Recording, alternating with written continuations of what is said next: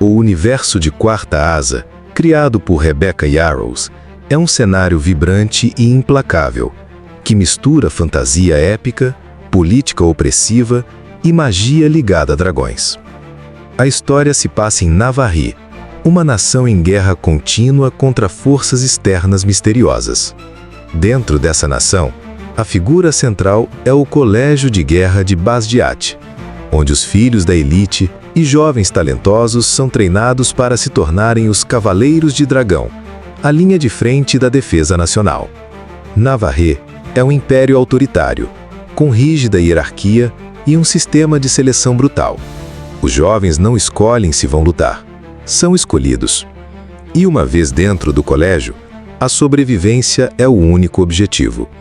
As aulas são perigosas, os treinos letais e as provas de aptidão podem custar a vida. Nesse contexto, Yarros constrói um mundo que não apenas assusta, mas também fascina. É um cenário onde o heroísmo nasce da dor e da estratégia, e onde qualquer um pode morrer a qualquer momento. Opinião. Essa ambientação é um dos pontos fortes do livro. Yarros consegue introduzir o leitor em um universo denso, sem sobrecarregar com infodumps. As informações são reveladas organicamente, em meio à ação, e isso mantém o ritmo da narrativa. É um equilíbrio difícil de atingir, mas executado com habilidade aqui. Crítica construtiva. Em alguns momentos, a construção do mundo poderia ir além da academia. Há menções a outras regiões, culturas e histórias, mas elas ficam apenas na superfície. Para os próximos volumes, seria interessante ver uma expansão geográfica e cultural mais concreta desse universo. Resumo. O mundo de Navarre é fascinante, perigoso e funciona como um personagem à parte. Ele molda os protagonistas, determina suas escolhas e imprime urgência à narrativa. É o palco perfeito para a saga que está por vir. Capítulo 2. Violet Sorrengail, a protagonista fora do padrão. Violet Sorrengail é uma protagonista que quebra expectativas. Enquanto a maioria dos jovens treinados para montar dragões são fisicamente fortes e acostumados com combates, Violet entra na escola militar com uma constituição física frágil, sofrendo de uma condição que afeta seus ossos e articulações. Isso por si só já a torna uma heroína rara no gênero fantasia. Filha da comandante Lilith Sorrengail, Violet deveria seguir o caminho dos escribas, estudiosos que registram a história e pesquisam magia. Porém, sua mãe a força a entrar para o colégio de guerra. Esse início de trajetória já marca um conflito profundo. O desejo de se proteger versus a necessidade de se provar. Violet é inteligente, sarcástica, observadora e incrivelmente resiliente. Seus pontos fortes são mentais e emocionais, e ela constantemente usa o cérebro para compensar a falta de força física. A conexão com os dragões, em especial Tairin e Andarná, amplia seu desenvolvimento e oferece apoio onde os humanos falham. Opinião. É refrescante acompanhar uma protagonista com limitações físicas reais, sendo tratada com seriedade e protagonismo. Violet representa muitas pessoas que não se veem refletidas nas heroínas tradicionais da fantasia. Ela é falha, humana, e por isso extremamente cativante. Crítica construtiva. Às vezes, o texto pode exagerar um pouco na autopiedade ou repetir as mesmas inseguranças de Violet. Embora compreensível dada sua situação, isso pode desacelerar o ritmo em alguns trechos. Resumo. Violet é uma protagonista singular e necessária. Sua jornada não é só física, mas também emocional e psicológica.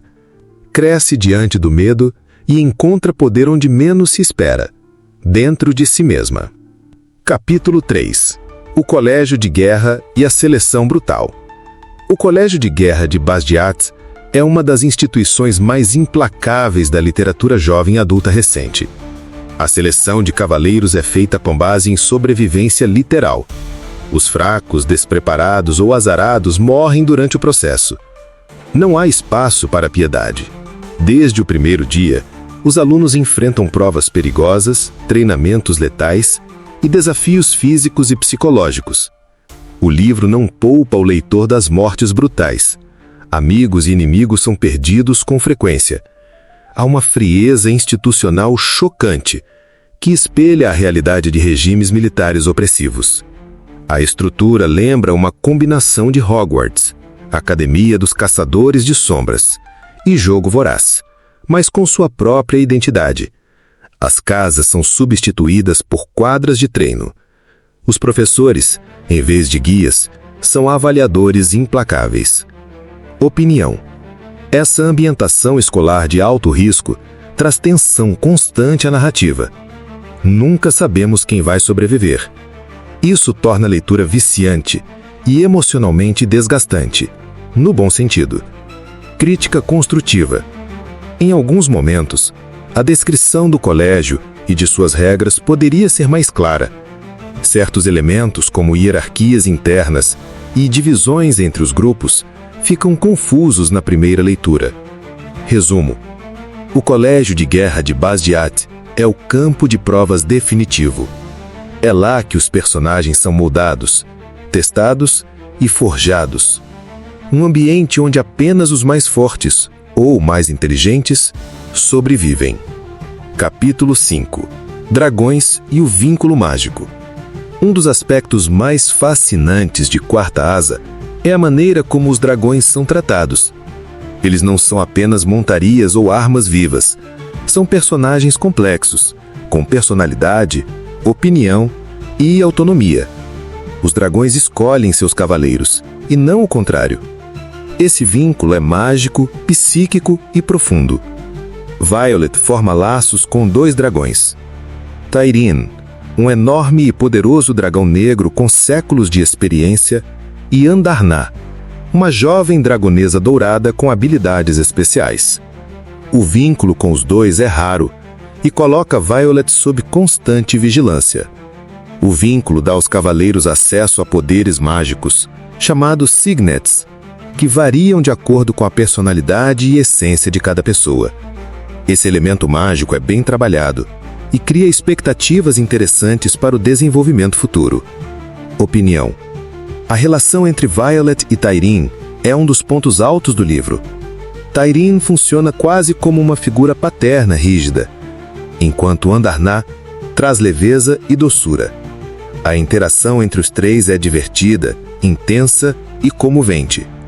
Crítica construtiva.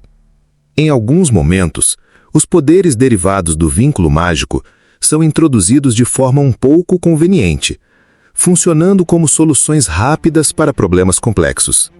Seria interessante ver mais limitações e consequências no uso dessa magia. Resumo.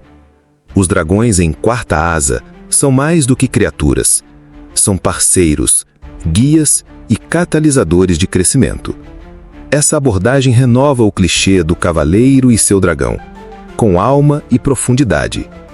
Capítulo 6. Conflitos internos e descobertas dolorosas.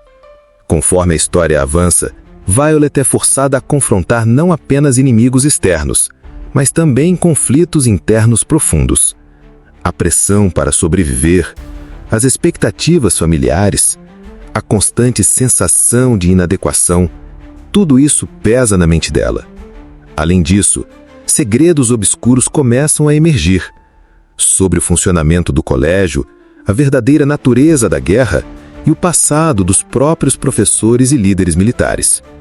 Violet descobre que as linhas entre heróis e vilões não são tão claras quanto aparentavam. Sua relação com Xaden Hirson, filho de um traidor e um dos alunos mais perigosos da academia, também evolui. De rivalidade e desconfiança, nasce uma tensão romântica carregada de emoção e perigo. Ao mesmo tempo, Violet começa a duvidar da própria mãe, Lilith, e da integridade das instituições em que sempre acreditou. Opinião. A forma como Yarrows lida com o trauma e a dúvida é sensível e realista. Violet não é uma heroína inabalável. Ela sofre, hesita e quebra. E é justamente isso que a torna crível. crítica construtiva. Certos conflitos poderiam ter mais tempo de maturação. Algumas revelações vêm em sequência rápida, o que pode diminuir o impacto emocional de cada uma. Resumo. Este capítulo da jornada de Violet é marcado pela dor e pela desconstrução de certezas. É o momento em que ela começa a enxergar além das aparências. E isso muda tudo. Capítulo 7. Reviravoltas e segredos revelados.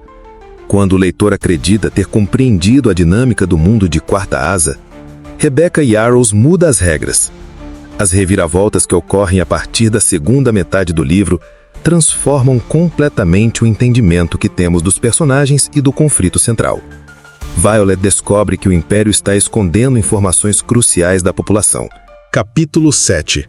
Relações e dinâmicas entre personagens. Entre os maiores trunfos de Quarta Asa está a forma como Rebecca Yarros desenvolve as relações humanas, sejam elas afetivas, conflituosas ou de lealdade. Muito além de batalhas aéreas e duelos mágicos, o livro é, sobretudo, um estudo sobre vínculos, aqueles que escolhemos e aqueles que nos são impostos. Neste capítulo, exploramos os principais relacionamentos de Violet, com destaque para sua conexão com Xaden, suas amizades em formação e os embates familiares que moldam sua jornada. O romance entre Violet e Xaden Ryerson é, sem dúvida, o fio emocional mais intenso da narrativa. O que começa como desconfiança e rivalidade se transforma, aos poucos, em tensão carregada de desejo, respeito e cumplicidade. Yarros constrói esse arco com maestria, sem pressa, permitindo que cada gesto e cada palavra contribua para a quebra das barreiras entre eles. Xaden, ao mesmo tempo enigmático e protetor, representa um tipo de anti-herói magnético, e Violet, com sua vulnerabilidade e coragem, revela-se o contraponto perfeito. Crítica construtiva. Apesar da química inegável, em alguns momentos a narrativa dá ao romance um peso excessivo, eclipsando outras tramas igualmente importantes. Certos diálogos se repetem e há cenas que poderiam ser mais sutis. Ainda assim, a paixão entre os dois é palpável e serve como força propulsora para o amadurecimento de Violet. Outro destaque está nas amizades. A relação com Rhiannon, por exemplo, é uma âncora emocional importante. Rhiannon é leal, inteligente e divertida, um contraponto à intensidade de Xaden. Já Lian, com sua doçura e senso de proteção, estabelece uma das perdas mais sentidas do livro. Sua morte, além de dolorosa, simboliza o custo real da guerra e marca uma virada emocional na protagonista. Há também as relações familiares, especialmente com a mãe, Lilith Sorengale, e com a irmã, Mira. A primeira é fonte constante de conflito, pois representa o sistema opressor que Violet tenta desafiar. Mira, por outro lado, oferece suporte, mas com exigências e expectativas difíceis. Essas dinâmicas revelam como Violet está dividida entre seguir ordens e encontrar sua própria voz. O colégio de guerra também é um ambiente onde alianças frágeis e rivalidades perigosas florescem. Desde a tensão com Jack até os momentos de solidariedade entre os cadetes, Yarros mostra como a convivência forçada em tempos de perigo pode trazer à tona o melhor e o pior das pessoas. Opinião. As relações interpessoais em Quarta Asa são um coração pulsante da história. São nesses vínculos que a protagonista encontra força, dúvida, dor e redenção. Yarros entende que uma boa fantasia não vive apenas de magia ou dragões, mas de emoções humanas críveis, e nisso ela acerta em cheio. Essa teia de relações profundas, em constante transformação, é o que torna Violet mais do que uma simples guerreira. Ela é uma jovem tentando sobreviver em um mundo onde confiar pode ser fatal, mas amar pode ser ainda mais perigoso. Capítulo 8. O sistema político e militar de Navarre. O pano de fundo de Quarta Asa está marcado por uma estrutura de poder rígida, impiedosa e muitas vezes questionável. O colégio de guerra de Basgiath é apenas a face visível de um império militarizado, em que a obediência é priorizada acima da moralidade. Neste capítulo, exploramos como o mundo de Navarre está organizado politicamente, quais são suas contradições éticas e o que isso revela sobre o universo da obra. Desde o início, o leitor percebe que o Império de Navarre não tolera fraqueza. A seleção para os Cavaleiros de Dragão é brutal, quase desumana, e o discurso oficial reforça que apenas os mais fortes merecem sobreviver. Isso cria uma cultura de medo e competição que Rebecca Yarros retrata com crueza, mas também com críticas sutis. O colégio, em particular, é um microcosmos desse sistema. Ele funciona como uma máquina de guerra, moldando jovens para matarem ou morrerem. Os instrutores, como o temido Carr, são implacáveis. A disciplina é imposta com violência e a sobrevivência depende tanto de força física quanto de alianças políticas. As ordens são absolutas e questionar a autoridade significa ser marcado para a morte, ou, no mínimo, ostracizado. A figura de Lilith Sorrengail, mãe de Violet e general de alto escalão, exemplifica o conflito entre dever e humanidade. Sua frieza e pragmatismo revelam como o sistema consome até mesmo os líderes mais experientes. Mira, a irmã de Violet, também atua como peça funcional dessa engrenagem, embora de forma mais empática. Crítica construtiva. Em alguns momentos, a obra poderia explorar com mais profundidade as ramificações sociais desse sistema opressor. Por exemplo, pouco se fala sobre a vida dos civis, das outras castas ou do impacto psicológico prolongado nos cadetes. A crítica política está presente, mas ainda há espaço para expandi-la. No entanto, o grande mérito de Yarros é plantar a semente da dúvida.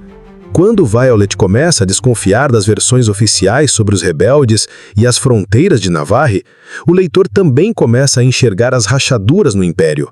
Essa tensão entre propaganda e verdade será, sem dúvida, um dos pilares da continuação da série. Opinião.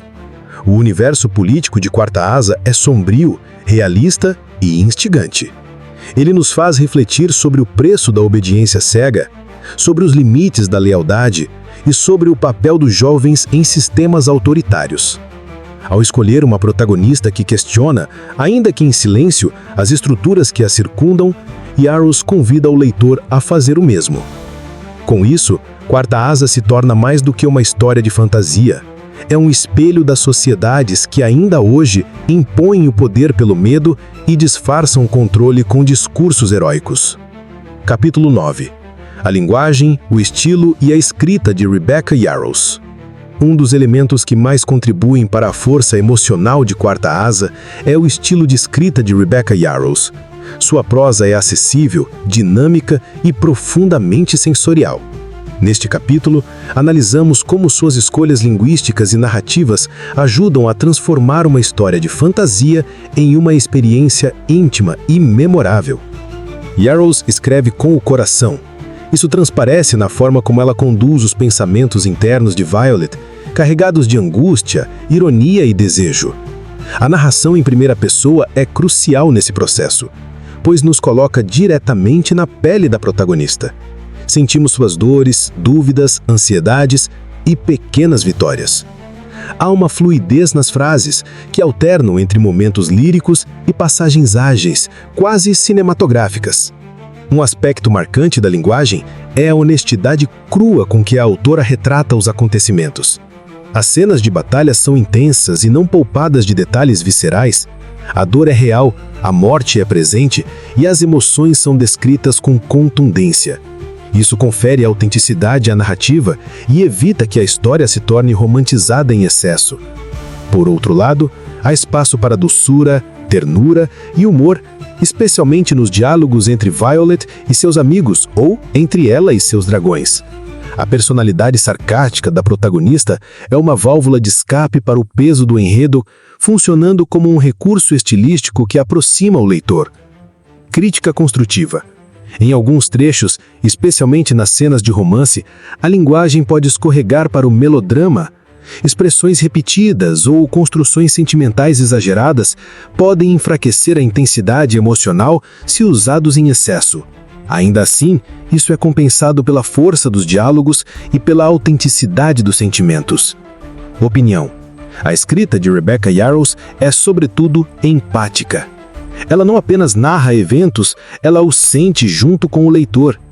Essa empatia molda a cadência da história, a construção das cenas e a forma como os temas são abordados. Yarrows tem sensibilidade para equilibrar intensidade e leveza, brutalidade e beleza. Além disso, sua escolha por uma linguagem contemporânea, próxima do público jovem e adulto, é acertada. Não há excesso de floreios, nem distanciamento acadêmico. Pelo contrário, o texto pulsa com gírias sutis, expressões atuais e uma voz narrativa que ecoa as emoções de quem está lendo. Conclusão do capítulo. A linguagem de Quarta Asa é uma ponte direta entre personagem e leitor. É ela que transforma dragões em companheiros vivos, batalhas em tormentas emocionais e silêncios em gritos não ditos. A escrita de Yarrows não é apenas eficaz, é sentida. E por isso permanece muito tempo depois que a última página é virada. Capítulo 10. Legado e expectativas para a continuação. Chegando ao fim desta análise aprofundada de Quarta Asa, é impossível ignorar o impacto que o livro teve, não apenas no mundo literário, mas também entre os leitores apaixonados por fantasia e romance. Rebecca Yarros não criou apenas um universo vibrante, ela acendeu uma chama em milhares de corações que ansiavam por uma história envolvente, acessível e emocionalmente intensa. Mas o que faz de Quarta Asa um fenômeno e o que podemos esperar de sua sequência, In Iron Flame? Desde seu lançamento, Quarta Asa explodiu em vendas, dominou